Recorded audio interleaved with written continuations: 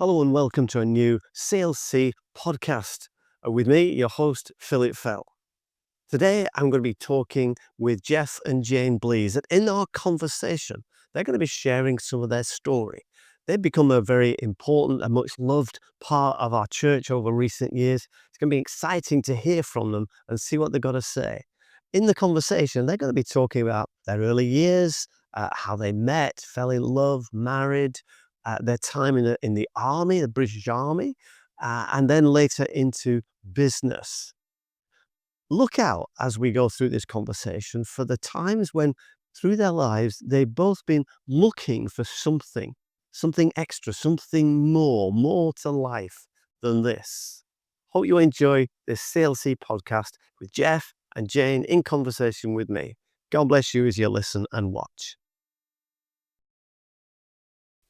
Jane and Geoff, it's great to be together, just to chat together about what God's doing in your life and has been doing over the years that you've been walking with him. So welcome to this In Conversation podcast. Thank you very much. Good Really to be good here. to be with you.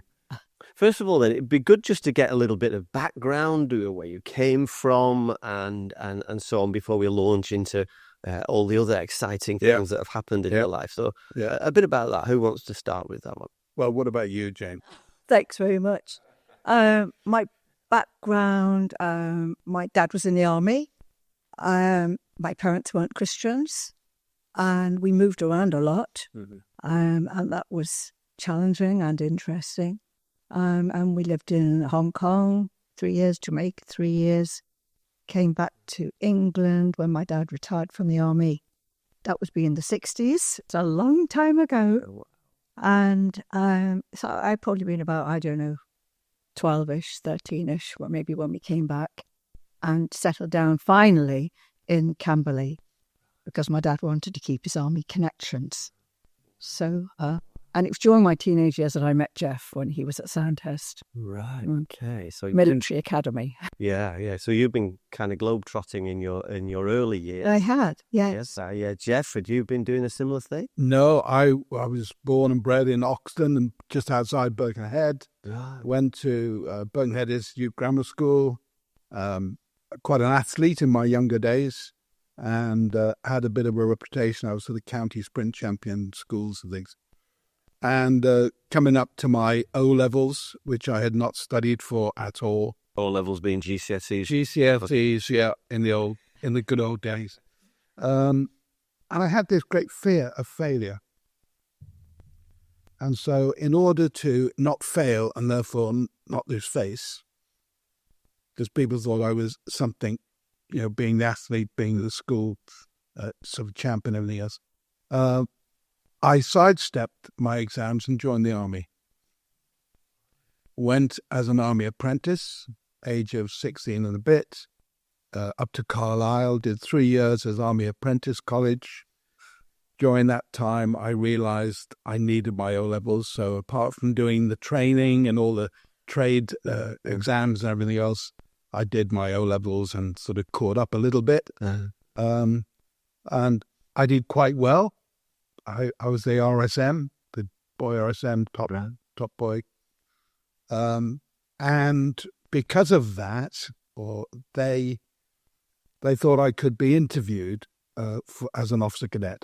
So I was sent down, did an interview, passed the interview, and was accepted to go to Sandhurst, which is where we met. Right. I was very much the exception. I was the little lad from up north, from the 2 up, 2 down, working class family. Found myself at Camberley at Sandhurst with guys from public schools. They knew how to use a knife and fork and, to eat their crackers and how, And so it was a totally different environment for me.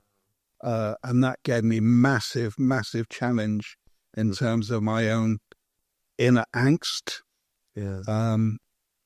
And I still was very good at athletics, and that was what gave me a sort of an in, if you like, a sort of value. And so I was, again, Army Sprint champion. I was Army Sprint champion. I was captain of boxing at Sandhurst. I played rugby and And so I had a bit of a name for myself, which we might look at as it was later. But all the way through that, there was this bitter angst inside as to who I am. Turmoil, really, wasn't it? Who am I? I present well on the outside, but I feel the odd man out. I feel lesser than them. All of this. And so that gave me a drive. And to the point that I excelled there. I was a senior under officer, which is the highest rank you can get as a cadet. And so I did really well there. But all the time, there was this sort of drivenness to achieve. It was, I'm not one of them, but I'm going to beat them. And I saw them as competitors, not as comrades. And I think that has shaped a whole lot of my early life. Yeah. I was going to say that for both of you, your youngish years, you've only brought us into your teens, Jane, but that all moving around and so on, and the things that you're explaining there, Geoff, clearly, though I don't want to unpack this just yet. Perhaps we will get back to it. But there's a lot been going on at that young age, which Jesus has had to deal with later on. Would that be true? Oh, I think so. Because, when you find Christ, you find yourself, really. Yeah. I think that is what happened to me anyway. So, Jane, how actually did you meet? It's quite a story. I just want to point out that we came from such totally different backgrounds. Geoff has described, his more humble background, 2 up, 2 down. Great parents, by the way, wonderful family, and worked hard and did really well. And my family, it looked good. It looked good on the outside. My dad was a retired major, and I'd been brought up just to think a certain kind of way of life was normal. I didn't know anything else. I had completely narrow perspective on life. And so, we went to cocktail parties and point to points, and I don't know, would you like a martini, darling? I mean, it's just... So when we met, of course, I had no idea. Geoff looked to me like a Sandhurst cadet. They all looked the same as far as I was concerned. Yeah. But we actually met, I think I was about 16, and I used to love sunbathing and going to the swimming pool, local outdoor pool. And I had managed to get away one afternoon, probably in May, and the sun was lovely and hot, and I went to the pool to sunbathe. And I was enjoying just resting and lying on the grass and sunning myself, and all of a sudden I could hear the roar of an exciting sounding car coming into the car park, which was a little bit way up. And I looked up, I could see this sports car. I didn't know anything about cars, but it was a sports car, and these 2 guys got out, clearly Sandhurst cadets, because knew what they looked like.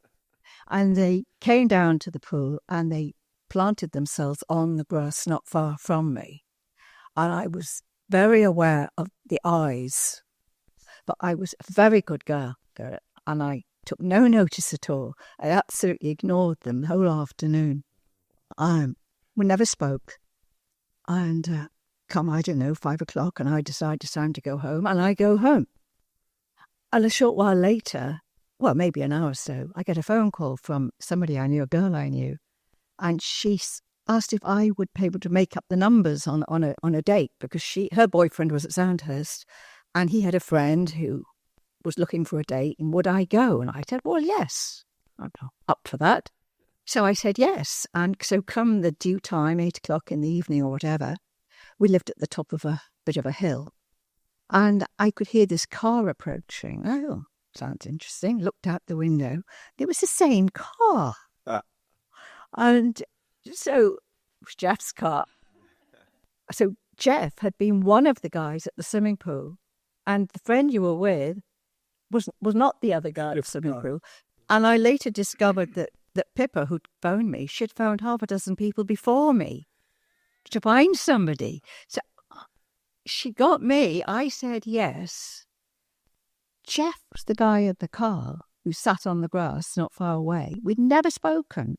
It was completely coincidental.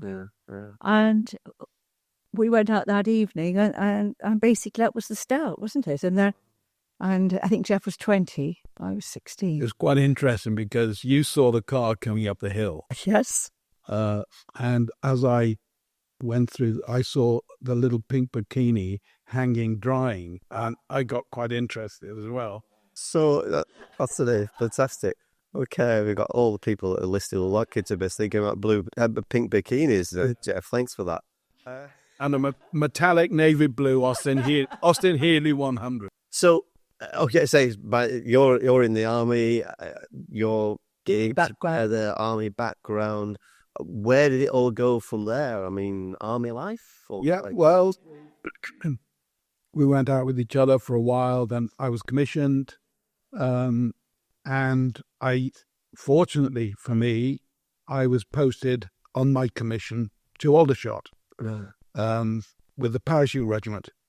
I was in the logistics, but I was attached to the parachute regiment, which was an amazing opportunity. Very cool. Because of my sort of sporting prowess, really. Yeah. And so, fortunately, because we were then able to keep our relationship going, and we were married. Got married in Aldershot in Garrison Church. Garrison Church in Aldershot. And then We had both been confirmed. Right. I'd been confirmed when I was about 14 at Sandhurst Chapel. And you had been confirmed as a boy soldier. Yeah, I was up at So, Carlisle. Yeah. but I personally, I wanted to know, I wanted to understand, but the penny just hadn't dropped. I didn't understand apart from thinking it was a good thing to go to church. Yeah.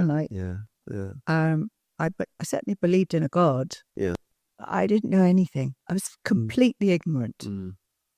Wow. So presumably, following this, overseas postings came along? Yes, they did, but not for a while.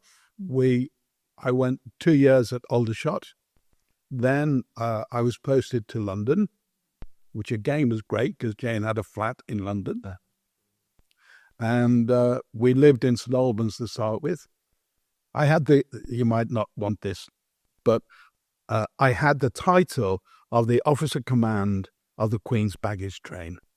How's that for a title? That's one time. One of my roles was when we had any royal movement or foreign dignitaries coming, I would, with my squadron, with my troop rather, we would go and do all the behind-the-scenes stuff, and we'd take things to Balmoral and Windsor, and so it was quite an interesting job. But after London? After London, then we went down to Taunton, and I was one of the training officers down in our boy soldiers. Right. So I'd gone from being a boy soldier now, and I was training them.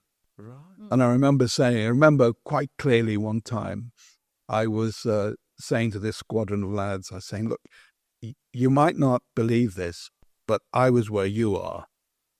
And I'm saying exactly the same things that my squadron leader said.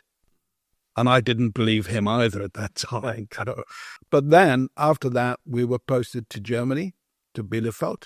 I was like the sort of junior captain of the regiment. I was a transport control officer for a while. And then I was asked by the colonel if I would go up and be the adjutant, which is like the senior captain's role, running the regimental headquarters.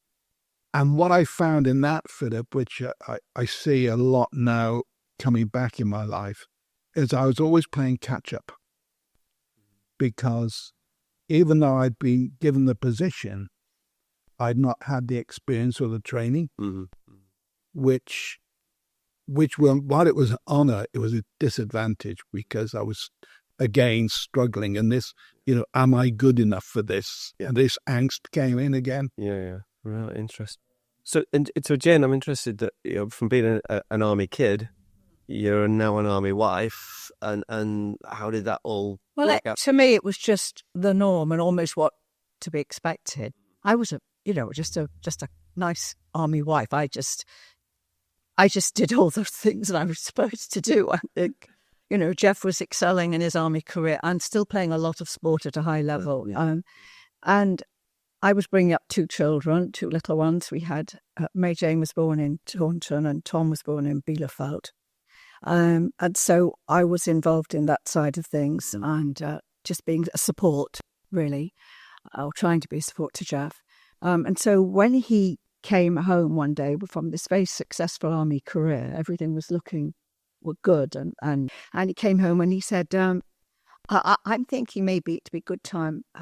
There must be more to life than this. Army's great, doing great, but there must be more to life. And if I was working for myself, and if we were moved back home to England, we could take on your dad's small business, because Geoff's dad was due to retire. He said, maybe this is a good time. There must be more to life. Yeah. So in that sense of there must be more to life, Geoff, was God showing himself at any point? No, at all. This was. I think we thought. I remember you said, but if I was working as hard as I am for the Queen, for myself in the business, we could be really successful. It'd be good to settle down. We wanted to be together. We wanted to bring up the family. I think we just thought, well, maybe this is a good time for change and trying to do those things. We were. And I think one of the factors, looking back, was I was 30 at this age, 30. I would be flown back from Germany to play rugby midweek and things like that. But I can see my sort of sporting career flattening off. At the age of 30, I wasn't as quick as I used to be, and, those sort of things. Also, I was heading up. I'd done the first part of staff college, junior staff college. I'm not an academic. I didn't like studying. I think probably underlying it, I thought, if I go to staff college, would I pass the exams? That same fear of failure, the possibility of I'm going to be found out of who I really am. Yeah. Yeah, looking back on it now, with who I am now, I can see the things that were. I think too, it's interesting that I don't think I knew about all that inner turmoil. You hadn't really shared about it, about how you felt at Sandhurst, or I think I knew you were a little bit concerned about staff college. Because I didn't show weakness, you see. No. I knew how to hide weakness. Yes, Geoff kept it all inside. So he looked the part, but I didn't know all of that inner stuff going on. But you did know how angry I got. Oh, yes. And anger is often a vent for inner frustration, and I would get very angry. Well, that became even more so later, didn't it? Yes, I think. So you made the change? It made the change. Yeah. To this visit. Came over in 74. Left the army in 74 at the grand old age of 30. Took on the business. Dad had a small family business, garage business in Oxton. It was not a super duper business, but it was good enough to make him good money, really honest business. Good reputation. We had half a dozen mechanics working for us. We had a body shop and things. So, it was good. And in those days, it was making a fair amount. And so we worked together. And again, looking back, hindsight is amazing. That after that year, we went around the suppliers and some of the contacts. And Dad said, Geoff's been with me now for a year, but from this date, you'll be dealing with him. He will now be the sole proprietor. And, he will be the one signing the checks and all of that. And looking at that, the age of 30, sonship, being placed, Checkbooks were F.R. Blease and Son. Yeah, F.R. Blease and Son. Part of my first book was adoption, destiny, and the family business. And the aim there was to show us who we are as mature sons of God. And I talked about maturity, the Huios son, the mature son, and how the adoption is the sort of placing of maturity. And looking back now and seeing how all of that fits together, for me, it's quite significant, to see how the Father took the Son, gave him the authority. And that's happened to you at the age of 30. That's what happened to me at the age of 30. And I think that's a nice thing for me to ponder on, really. It's interesting, isn't it, that actually all sorts of stages of life, and this seems to me to be what you're expressing, all sorts of stages of life flow into what happens when we meet Jesus. Yes. And the work then that he does in our life. So he can deal with the negatives, and you talked about some of that stuff, and he can take the positives and say, do you know, that's just a mirror of how I want to be with you, and how your Father wants to be with you. So but you weren't Christians at the time. The reality of it is, even though I didn't know Christ, he knew me. Yeah. And so the scroll was written, and all I had to do was come to the place where I lined up with it. Yeah. You know. So did that happen whilst you were in business there on the wheel? So when we picked up our life in England and took on the business, I worked in the office with Geoff. I did the wages and the bills and all of that. All the VAT returns. Yes. So we worked together. And that was good. But Geoff said, we always did what Geoff said. That's what I like to say. We always did what Geoff said. He now likes to say, well, it's all changed. But he came home one day and he said, I think we should go to church. And I said, well, that's good. You know, because I always wanted to do the right thing. So it's a good thing to go to church. So I said, well, that's good. We'll go to church. He said, yes. He said, we'll have meet the right people. We'll be able to develop a social life because we missed our social life from the army. Yeah. Want a social life. We want to make some new friends. Good people. And what's more, it'll prosper the business. We'll get more customers. So that's why I went to church. And I thought it was good because I believed in God. I was sure I was a Christian because I was ever so nice, Philip. Yeah. I'm sure you believe me. Yeah, absolutely. So, I hope this is coming over with tongue in cheek. I'm sure it is.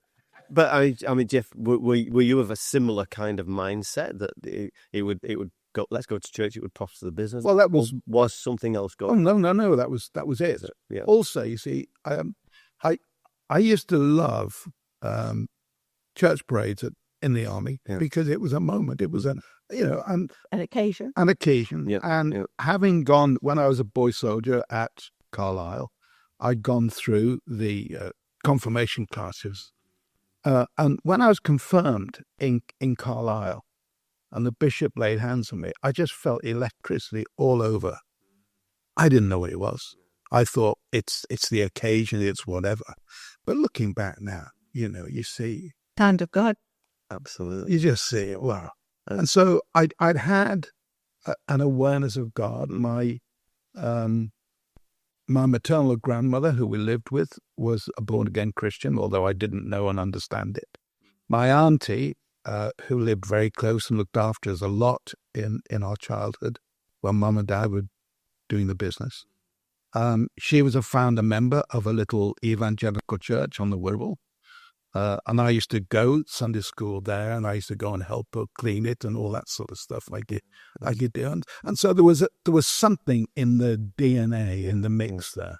It's interesting, I think, and we'll take a break in a moment. But it's interesting that as you've recounted life and everything that's gone on, and fascinating, life, just listening to you talking about it and how you met and everything else. Something you said right at the beginning about you wanted to, or early on, you wanted to, you felt there was more to discover. It seems to have almost dogged your steps through your life, that this sense of there's more than more. Yes. And that's how you got to church. So perhaps we'll go into in a little while how you actually came to faith in Christ and what that then happened, what made happen in your life going forward. So thanks, Geoff. Thanks, Jane, for this time. I hope you've enjoyed this conversation with Geoff and Jane today. And as you reflect on their story so far, as they've told it to us, I hope you will see how in different stages of their lives, in different ways, before they've even come to faith, God has been turning up in their life and their experience. Think about that, and think about your own life as well. In part 2 of Geoff and Jane's story, we'll be looking at how they came to faith and what developed after that, how they came into ministry and something about their ministry over those years. look out for part 2 of this CLC podcast with Geoff and Jane Blease. Thanks for joining us. Hope you've enjoyed it. Look forward to seeing you next time. God bless you.